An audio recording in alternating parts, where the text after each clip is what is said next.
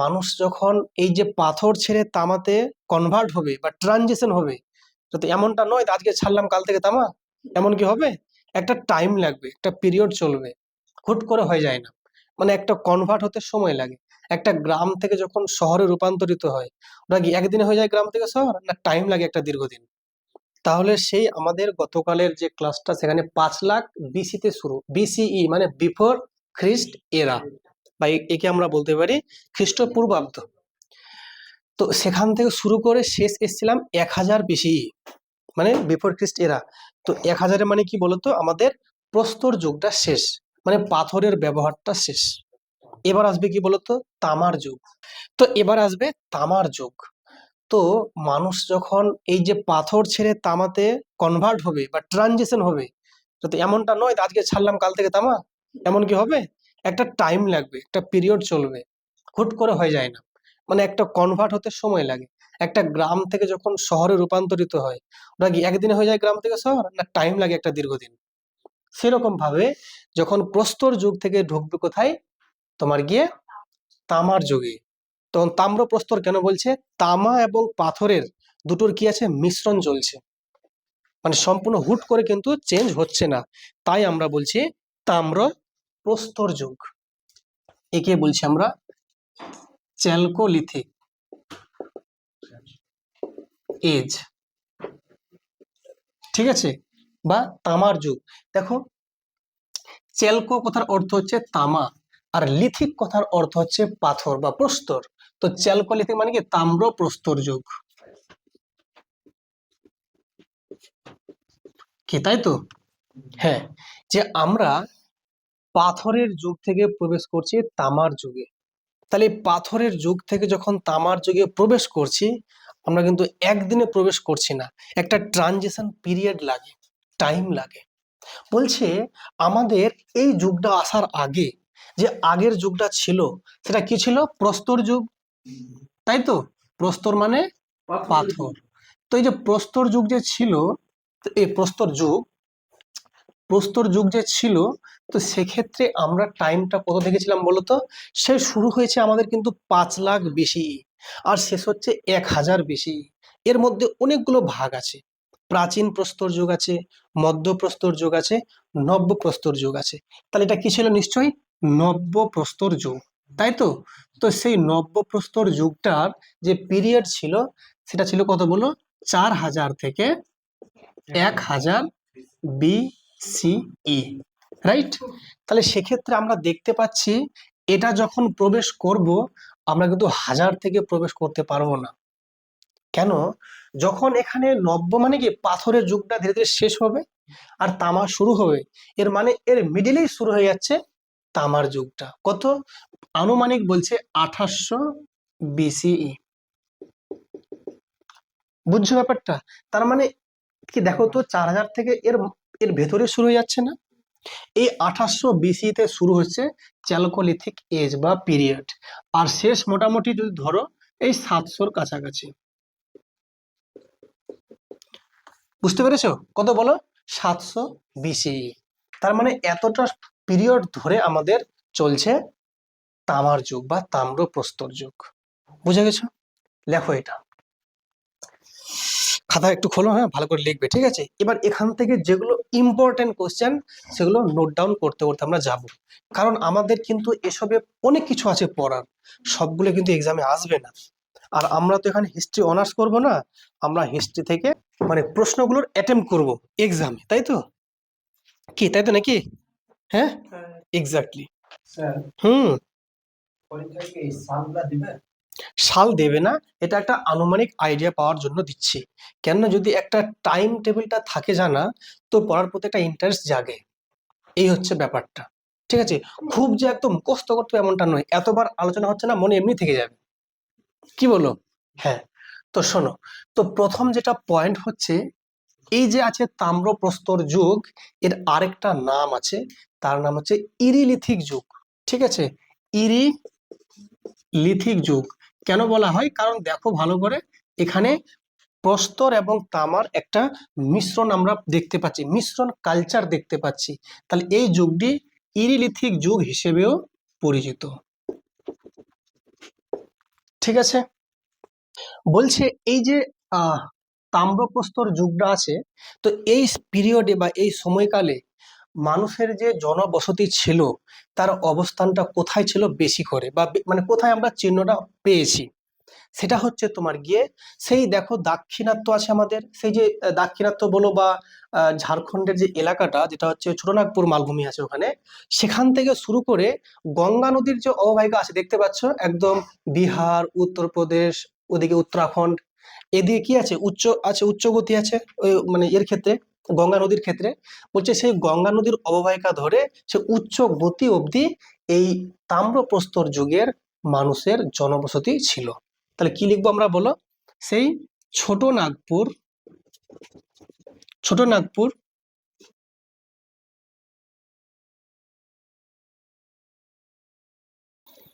ঠিক আছে। তো বলো তোমরা এই জনবসতিটা উত্তর ভারত না দক্ষিণ ভারত? অবশ্যই উত্তর ভারতে এটা, কিন্তু দক্ষিণ ভারতেও ছিল। কোথায় ছিল? মাইসোর বা মহীশূর যেটা আছে কর্ণাটকে। ঠিক আছে, তো লেখো কিছু জনবসতি মাইসোর বা মহীশূর যা বলবে, মাইসোর। ঠিক আছে, মাইসোরের কোথায়? ব্রহ্মগিরি, ব্রহ্মগিরি। আরেকটা জায়গা আছে মধ্যপ্রদেশের, সেটা হচ্ছে তোমার গিয়ে নাবাদা, একদম মধ্যপ্রদেশের নাবাদা অঞ্চল। এই সমস্ত এলাকাগুলো হচ্ছে সেই তাম্রপ্রস্তর যুগের মানুষের জনবসতির নিদর্শনের জায়গা। ঠিক আছে, কোনটা ইম্পর্টেন্ট? নাবাদা। এই যে জায়গাটা নাবাদা আছে, প্রশ্ন আসবে এই জায়গাটা মডার্ন ইন্ডিয়াতে কোন রাজ্যে অবস্থিত? মধ্যপ্রদেশ, এটাই পরীক্ষায় আসে। বুঝতে পেরেছো? আচ্ছা, এগুলোতে পাওয়া গেছে। আর সব থেকে যদি বেশি পাওয়া গেছে এই তাম্রপ্রস্তর যুগের যে এরিয়াটা সব থেকে বেশি বিস্তীর্ণ এলাকা ছিল দাইমাবাদ। তাহলে দেখো বিস্তীর্ণ বা সব থেকে বড় জনবসতি কোথায় ছিল বলো? দাইমাবাদ। এটাও প্রশ্ন আসে যে বর্তমানে দাইমাবাদ কোন রাজ্যে? মহারাষ্ট্র। Very good. আমি লিখছি MH, MH ফর মহারাষ্ট্র। ঠিক আছে, বলছে ঠিক এই সময় থেকে জানো নগর সভ্যতার শুরু হয়েছিল। নগর মানে বুঝতে পারছো তো, শহরের ধাপটা ধীরে ধীরে এই সময় থেকে এসছিল। পুরোপুরি শহর নয়, মানে জীবনযাপনটা নগরের মতো। কোথায়? এই তাম্রপ্রস্তর যুগে এসেছিল। কেন? তামার ব্যাপারটা আসছে ধীরে ধীরে না? তামা একটা ধাতু কিনা, যখন ধাতুর ব্যাপারটা ইনক্লুড হবে তার নিশ্চয়ই একটু হলে কি হবে, ডেভেলপমেন্ট আসবে নিশ্চয়ই। কারণ পাথর কোথায় আর ধাতু কোথায়, এটা কিন্তু প্রথম ধাতু যারা তখনকার পূর্বের মানুষরা ব্যবহার করত।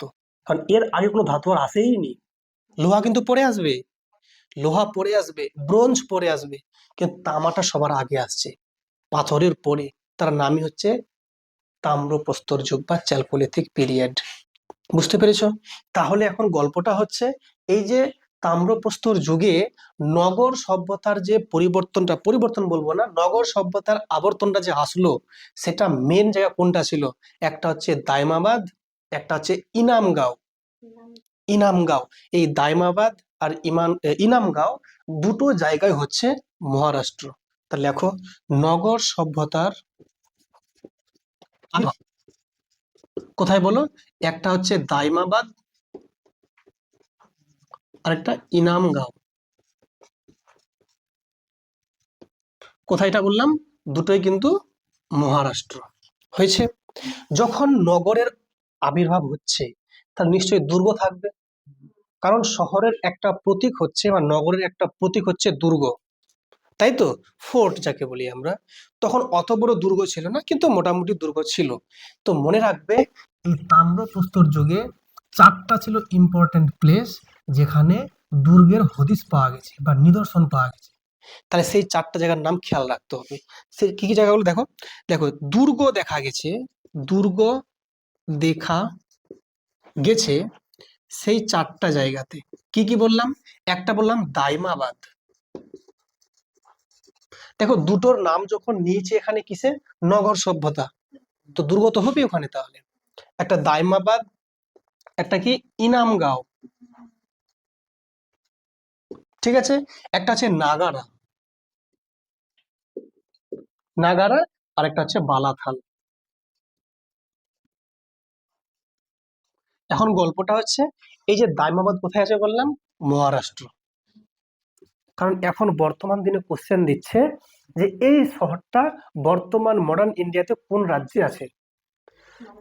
মহারাষ্ট্র। ইনামগাঁও মহারাষ্ট্র। নাগারা কোথায় বলো? কর্ণাটক। আর বালাথাল রাজস্থান। তাহলে এই চারটে ছিল যেখানে দুর্গ দেখা গেছে, অত্যন্ত ইম্পর্টেন্ট। বা প্রশ্ন আসতেই পারে, দাইমাবাদ, ইনামগাঁও, নাগারা, বালাথাল কোন সময়কালের কথা উল্লেখ করা হচ্ছে? কি বলবে? চ্যালকোলিথিক পিরিয়ড বা তাম্রপ্রস্তর যুগ। এই সময় যখন দেখতে পাচ্ছ নগর সভ্যতা এসছে খানিকটা, তাহলে নিশ্চয়ই এখানে তখন কি পোড়া ইটের ব্যবহার তো পাওয়া যাবে। তাহলে পোড়া ইটের ব্যবহার পাওয়া যাবে রাজস্থানের গিলুন্দ। দেখো, পোড়া ইটের ব্যবহার কোথায়? গিলুন্দ। এই জায়গাটা কোথায় আছে? রাজস্থান। তাহলে আমরা কি কি জানলাম এই চ্যালকোলিথিক যুগ থেকে বা তাম্রপ্রস্তর যুগ থেকে? সেটা হচ্ছে এর যে টাইম পিরিয়ডটা 2800 বিসিই থেকে 700 বিসিই, রাইট? আর কি জানলাম? ইরিলিথিক যুগ নামেও কিন্তু পরিচিত এই যুগটা। পরীক্ষায় আসতেই পারে যে তাম্রপ্রস্তর যুগের অপর নাম কি? ইরিলিথিক যুগ। ছোট নাগপুর অঞ্চল থেকে সেই গঙ্গা নদীর অববাহিকা ধরে যদি উচ্চ গতি অবধি যায়, মানে উত্তরাখণ্ডের কাছাকাছি, এই বরাবর ছিল এদের নিদর্শন, জনবসতি। মাইসরের ব্রহ্মগিরি, আরেকটা হচ্ছে তোমার কি বললাম, মধ্যপ্রদেশের নাবাদা, এই অঞ্চলটা অবধি এদের কিন্তু বিস্তৃত ছিল। মানে সাউথের কথা বলছি, এটা নর্থে, এটা সাউথে। বিস্তীর্ণ বা সব থেকে বড় জনবসতি ছিল কোথায়? দাইমাবাদ, সেটা হচ্ছে আজকের দিনের মহারাষ্ট্র। নগর সভ্যতার হয়েছে আবির্ভাব কোথায়? দাইমাবাদ এবং ইনামগাঁওতে। আর চারটা জায়গা যেখানে কিন্তু পাওয়া গেছে দুর্গ, একটা দাইমাবাদ, একটা হচ্ছে তোমার গিয়ে ইনামগাঁও, আর একটা হচ্ছে নাগারা, আর একটা হচ্ছে বালাথাল। তো বালাথাল হচ্ছে রাজস্থান, নাগারা হচ্ছে তোমার কর্ণাটক, দাইমাবাদটা মহারাষ্ট্র, আর ইনামগাঁওটা মহারাষ্ট্র। পোড়া ইটের ব্যবহার দেখা গেছে গিলুন্দ বা গিলুন, সেটা হচ্ছে রাজস্থান। বুঝে গেছে ব্যাপারটা? আচ্ছা, তোমরা জানো মেসোলিথিক পিরিয়ডে যেটা সব থেকে ইম্পর্টেন্ট অস্ত্র ছিল সেটার নাম কি বলতো? না, মানে মেসোলিথিক পিরিয়ডে একটা ইম্পর্টেন্ট অস্ত্র ছিল, তার নাম হচ্ছে মাইক্রোলিথ। মনে পড়ছে? মাইক্রোলিথ, এটা কিন্তু মেসোলিথিক যুগের একটা ইম্পর্টেন্ট টুল। বলছে সেই মাইক্রোলিথটা কিন্তু এখানেও পাওয়া গেছে। তাহলে তাম্রপ্রস্তর যুগে কিন্তু পাওয়া গেছে মাইক্রোলিথ।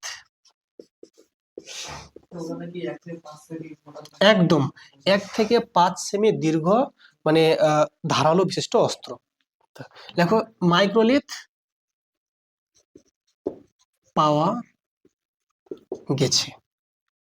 আর এই মাইক্রোলিথটা পাওয়া গেছে যে স্থান থেকে, সেটা হচ্ছে রাজস্থানের আহার থেকে। কোত্থেকে বলো? আহার। হ্যাঁ, আহার মানে যে খাদ্য আহার, সেই বানানটা আহার। এটা কোথায় বলো? রাজস্থান।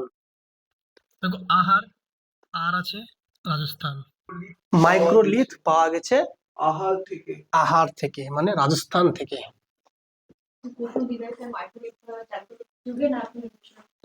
একদম মেসোলিথিক যুগে। হ্যাঁ, ওটা অ্যান্সার হবে। যদি বলে মাইক্রোলিথ পাওয়া গেছে কখন? মেসোলিথিক যুগে। এটা তো পরে এসছে, আগে ছিল না নবপ্রস্তর যুগ, মানে মেসোলিথিক যুগ, তারপরে এসছে তোমার গিয়ে চালকোলিথিক পিরিয়ড। বুঝছো? তো যে আগে তার নামটা হবে না। হুম। আচ্ছা, এখানকার বাড়িঘর গুলো কেমন ছিল? যেহেতু শহরের দিকে গেছে, তো কোনো কোনো বাড়ি ছিল বৃত্তাকার, কোনো বাড়ি ছিল আয়ত ঘনাকার। তো দেখো, বাড়িগুলি ছিল বাড়িগুলি ছিল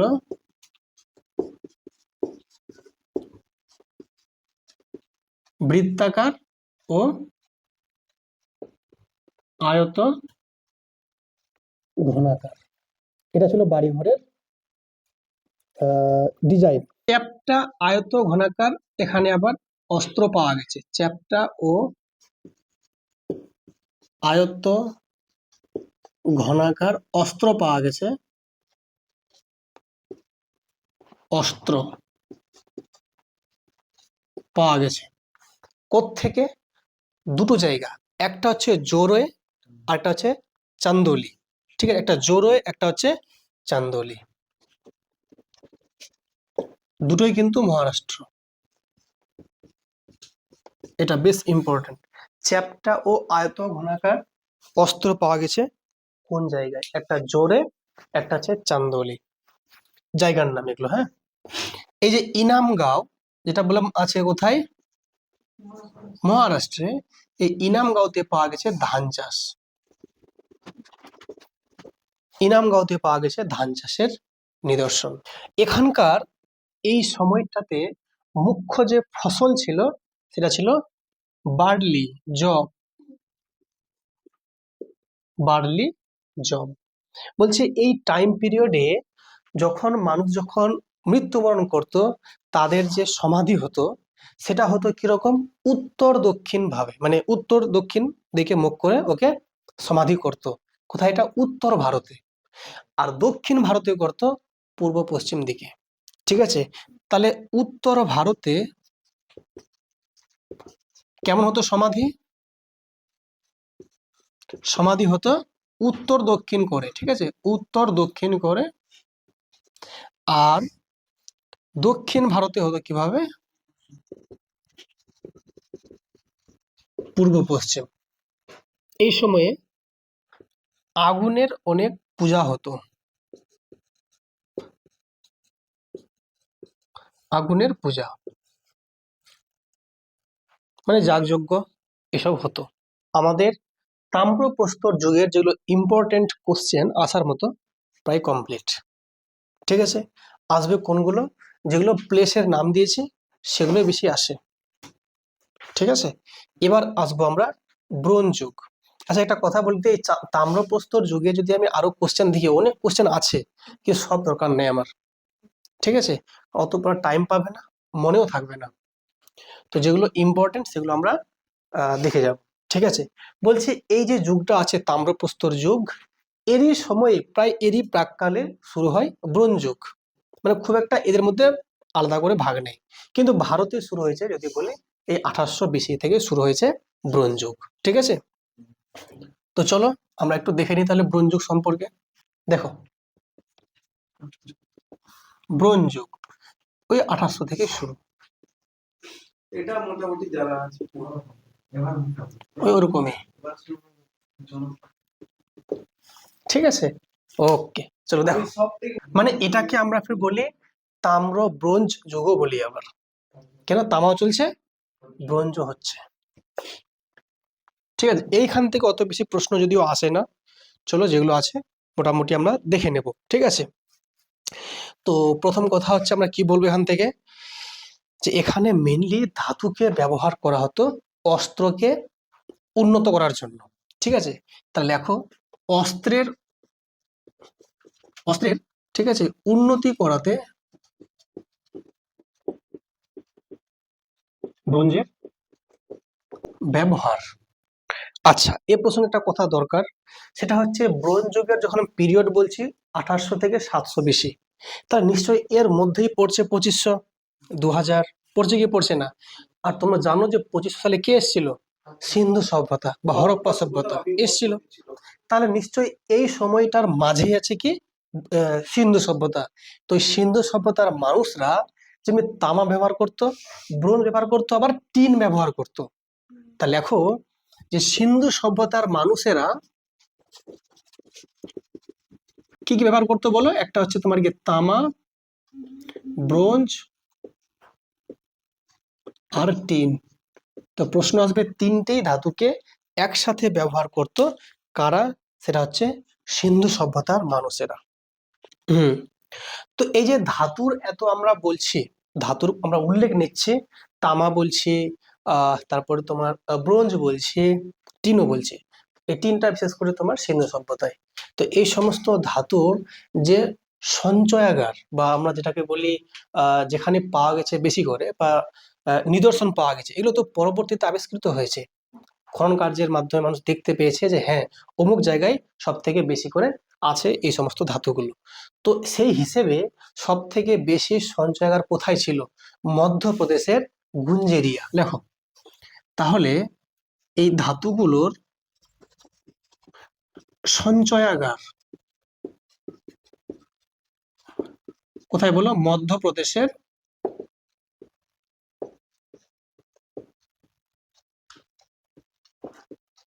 গুঞ্জেরিয়া, এটা জায়গা আর কি, এটা হচ্ছে গুঞ্জেরিয়া। ঠিক আছে, বলছে বলছে 424টা ছিল কি তামার অস্ত্র শস্ত্র, বা তামা লিখতে পারি। অস্ত্রগুলোর কথাই বলছে এখানে, কার বলতো? অস্ত্র।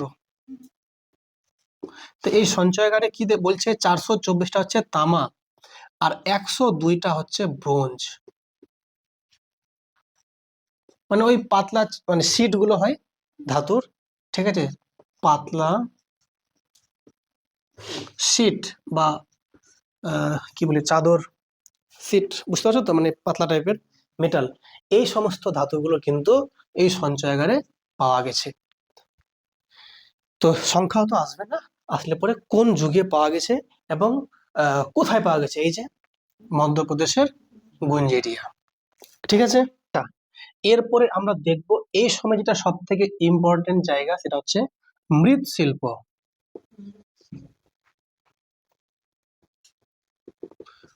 তোমরা জানো মৃৎ কথার অর্থ হচ্ছে মাটি, শিল্প মানে এই যে কারুকার্য, কলা। তো এটা আমরা দেখব মাটির ওরা কাজ করত, মানে মাটির কিছু পাত্র বানাতো। তো মাটির পাত্র যে বানাচ্ছে এটা বড় কথা নয়, মাটির পাত্রের গায়ে যে রং করছে সেটা বড় কথা। তো এখানে যে রংগুলো ছিল, সে মাটির কাজের উপর ভিত্তি করে বা মৃৎ শিল্পের উপর ভিত্তি করে এখানে যুগে ওরা ভাগ করছে। বুঝতে পেরেছো? কাকে ভাগ করছে? যুগে ভাগ করছে। মানে এক এক সময় এক এক রকম ডিজাইন, ঠিক আছে, এক এক রকম কালার। সেই কালার এবং ডিজাইনের উপর বেশ করে নাম হচ্ছে যুগের নাম। যেমন যদি একটা প্রথম যে যুগটা বলবো, মানে কার আন্ডারে? এই যে ব্রোঞ্জ যুগ আছে এর আন্ডারে। ঠিক আছে, তো প্রথম যেটা হচ্ছে সেটা হচ্ছে ও সি পি। ও সি পি মানে জানো এটা? ওসি মানে কি? ওসিপি মানে কি? হুম, এর মানে লিখে রাখো। O C H R E, ochre coloured, C O L O U R E D, coloured pottery. ঠিক আছে, ওকরে কালার্ড পটারি।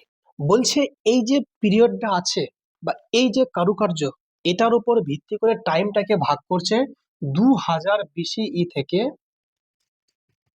1500 বিসিই অব্দি। দেখো তো এটা এর আন্ডারে পড়ছে কি পড়ছে না? অবশ্যই পড়ছে। তাহলে এই পিরিয়ডটাকে আমরা বলছি ওসিপি এজ বা ওসিপি পিরিয়ড। তো স্যার এই যে আছে, এটা কি করে জানতে পারলাম? বলছে উত্তরপ্রদেশের দুটো জায়গা আছে, একটা হচ্ছে বাদাউন আর একটা হচ্ছে বিজনোর। একটা বললাম কি বাদাউন, আরেকটা হচ্ছে বিজনোর। এই দুটো জায়গা যখন খনন কার্য করে 1950 সালে এইটার হদিস পেয়ে যায় যে হ্যাঁ, এখানে মৃৎশিল্পের ব্যবহারটা ছিল, সেটা হচ্ছে ওসিপি। তো প্রশ্ন আসবে, তাহলে এটা কত সালে আবিষ্কৃত হয় ওসিপিটা? 1950 সালে। মানে রিসেন্ট কেন বলতো? এই সময় মানুষ খনন কার্য করেছিল। কোথায়?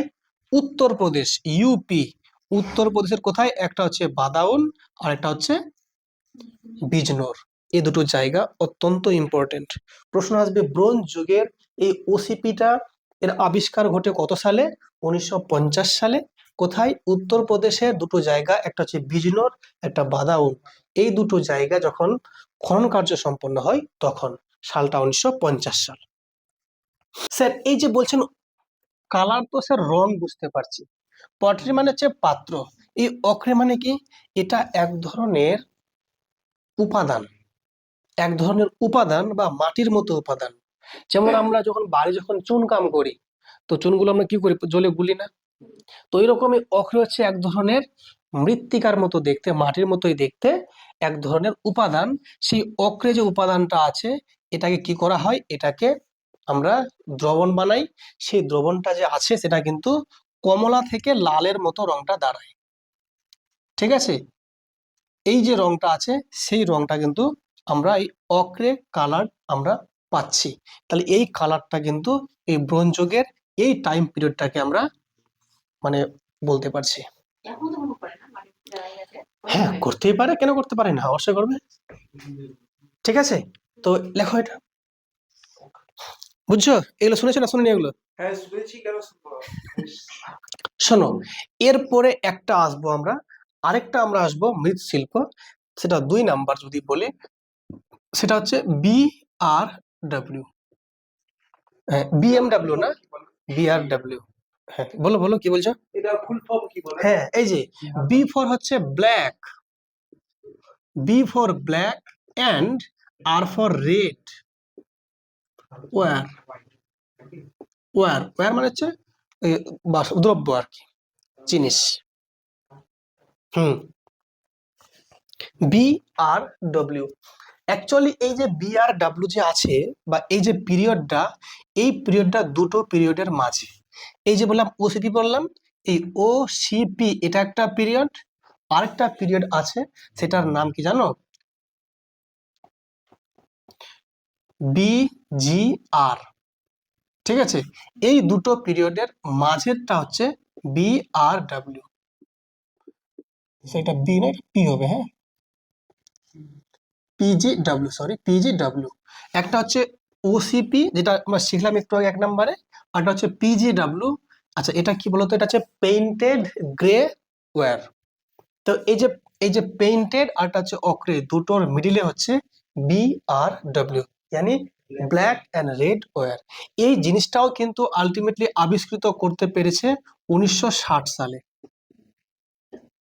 মানে এর ঠিক 10 বছর পর 1960 সালে আবিষ্কৃত হয়।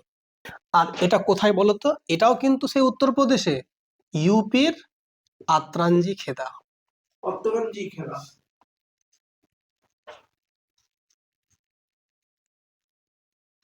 এই আত্রাঞ্জি খেদা যেটা ইউপিতে আছে, সেখানে কিন্তু আবিষ্কৃত হয় BRW, মানে ব্ল্যাক অ্যান্ড রেড ওয়্যার। ঠিক আছে, ক্লিয়ার তাহলে আশা করি। আচ্ছা, এই যুগটা পরে আসবে, তাহলে এই ব্রোঞ্জ যুগের আন্ডারে একটা পড়ছে OCP, আরটা হচ্ছে BRW। ঠিক আছে, এবার আমরা চলে যাব লৌহ যুগ। লৌহ যুগ, লোহা আসবে এবার, মানে তামা পেলাম, ব্রোঞ্জ পেলাম, এবার লোহা আসবে। মানে বৈদিক সভ্যতার পিরিয়ডে। হ্যাঁ, বৈদিকই ঢুকবো ধীরে ধীরে, ঠিক। কারণ বৈদিক সভ্যতা কিন্তু শুরু হয়েছে 1500 BC-তে। ওর দুটো আছে পার্ট, একটা হচ্ছে আর্লি বেদিক পিরিয়ড, একটা লেটার বেদিক পিরিয়ড। যেটা আর্লি হচ্ছে 1500 থেকে শুরু করে 1000, আর সেকেন্ডটা হচ্ছে 1000 থেকে 600। ঠিক আছে, মেটাবো এটা। দেখো, লৌহ যুগ। ঠিক আছে, বলছে এই যে পিরিয়ডটা আছে লৌহ যুগ, এই লৌহ যুগের সময় কিন্তু স্মৃতি স্তম্ভ তৈরি হয়েছে।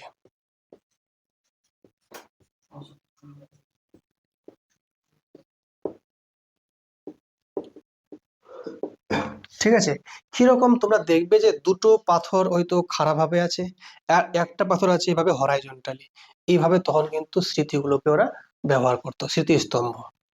বুঝতে পেরেছো? তো এটা একটা পেলাম পরিচয়। নেক্সট কি বলেছে? এই সময়টাতে আমরা যেটা পাচ্ছি সেটা হচ্ছে PGW, মানে হচ্ছে কি বলতো? এটার ফুল ফর্ম হচ্ছে পেইন্টেড গ্রে ওয়্যার। তোমার নাম শুনলে সফটওয়্যার, হার্ডওয়্যার। হার্ডওয়্যার মানে কি? শক্ত জিনিস। সফটওয়্যার মানে সফট জিনিস। সফট মানে কোনটা? যেটা আছে ইনভিজিবল, তাই তো, মানে যেটা অ্যাপ্লিকেশন।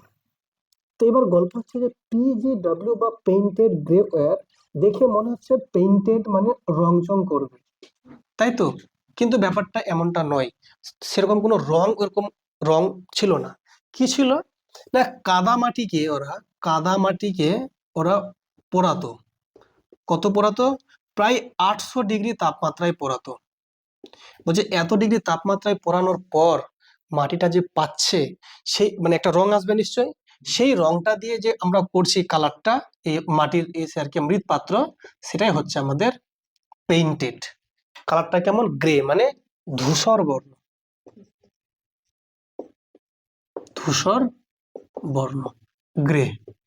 বুঝলে ব্যাপারটা? তো সেক্ষেত্রে এটা কিন্তু পেইন্টেড মানে কোন রকম স্পেশাল রং নয়। কাদা মাটিকে, মাছি কেন বলেছি এখানে আমি, কাদা মাটিকে পোড়াবে কত বলো?